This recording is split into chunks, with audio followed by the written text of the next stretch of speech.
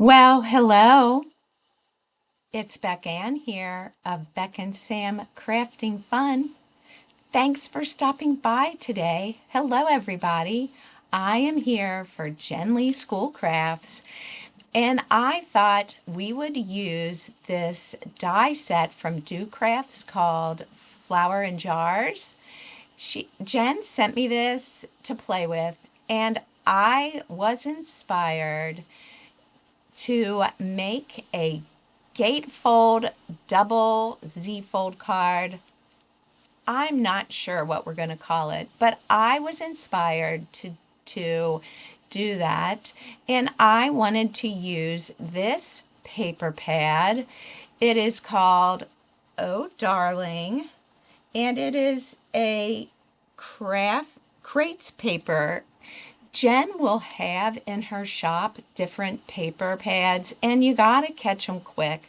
Well, I bought this, I think, last summer and haven't used any of it, but the paper reminded me of shabby chic 70s vibes. So I was super inspired by this card here from one of my viewers. We exchange happy mail. Marianne sent me that card, and I thought, I want to replicate. I was inspired to replicate it. So I am showing you here as we get started that dies, those dies, the flowers and jars, you can run it through one of your small die cutting machines. They worked perfect. Now I decided, as I creatively make this card inspired by Marianne, that I would use circles, and I take some white paper and decide to color it in 2 shades of blue and some gray to give it a look of being filled with water. And I decided on circles. I thought it would be fun to change the shape. You could use any shape you wanted for this style of card. Wait till you see how it levels up, this fun fold levels up your card design. Now, as I do this, I want to tell you a little bit about Jenlee Schoolcrafts. If you've never heard of it, if it's your first time to my channel, first of all, thanks for being here. And I'd love for you to like and subscribe to my channel if you haven't already. But at Jenlee Schoolcrafts, she has items that are new and sometimes gently used. New items might be from an older collection, and they're at least 40% off. So you know you are going to get a good deal. Now, I am creating a little arrangement in my flower vase, and when I do things like that, I like to use double-sided tape because it's easy to move your little arrangement around and make changes. So I did cut some of the flowers out in vellum and white.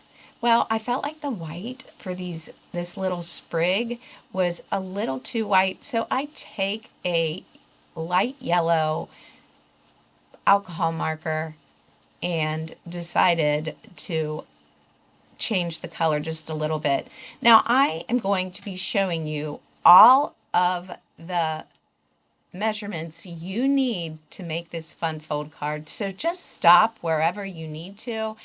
And I have made 2 of these. So I learned by my second one. This is the second one that I put together that I'm showing you. I liked using 65-pound paper so that I could create lots of layers. But here you see how you're going to do your folds and valleys so that you can make this gatefold double Z fold card. If there is a better name for this style of card, would you tell me in the comments below? I'm not sure what it's called, but oh, does it pack a punch.